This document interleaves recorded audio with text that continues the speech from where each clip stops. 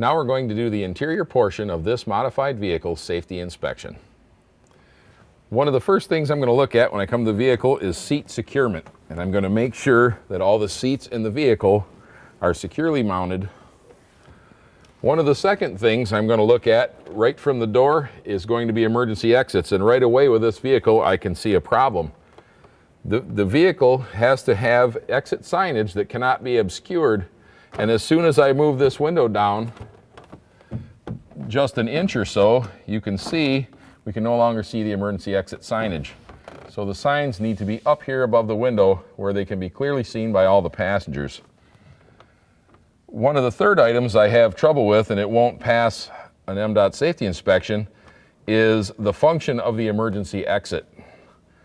By federal law, you can only have two functions to get out of an emergency exit. Those functions will be pull handle, push door, for instance. Let me show you. As we get here and this door is unlocked, we have no problem. I can pull the handle and push the door open. But let's see what happens when I lock the door. As soon as the door is locked, I can't get the door open and get out of the vehicle in two functions. I have to unlock the door, pull the handle, and push the door open. That takes it to three functions. This vehicle in this configuration is going to fail.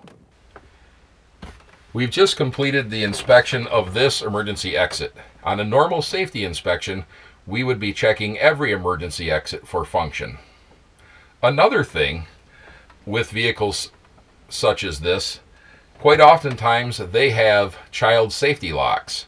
Those child safety locks on the rear doors in the passenger compartment need to be disabled in order to make sure that you only have two functions to get out of the vehicle.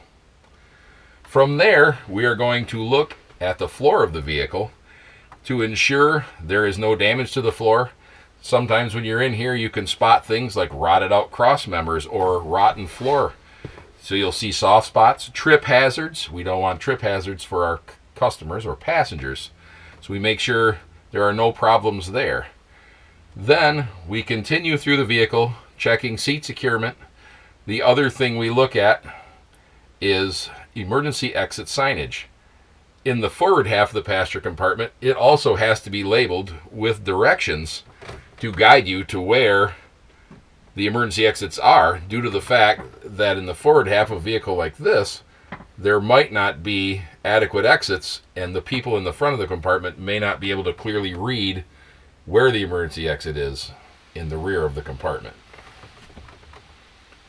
That concludes our inspection of the interior of this modified vehicle.